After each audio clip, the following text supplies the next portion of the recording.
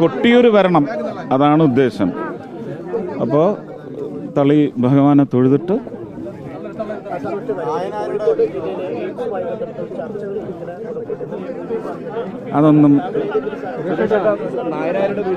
അതിനൊന്നും ഞാൻ ഇങ്ങനെയുള്ള ചാനൽ ചർച്ചയ്ക്ക് വിധേയനുമല്ല, ഞാൻ അതിൻ്റെ മെറ്റീരിയലും അല്ല. അല്ല, അതൊക്കെ പിന്നെ അതിനുള്ള വേദിയല്ല. ഞാൻ എൻ്റെ വഴിക്കൊന്ന് സഞ്ചരിച്ചോട്ടെ. ഞാനൊരു വ്യക്തിയാണ്. ആദ്യം എനിക്ക് ഒരുപാട് ബന്ധങ്ങളുണ്ട്. ക്ഷേത്രങ്ങളുമായിട്ടുള്ള ബന്ധങ്ങളുണ്ട്, വ്യക്തികളുമായിട്ടുള്ള ബന്ധമുണ്ട്.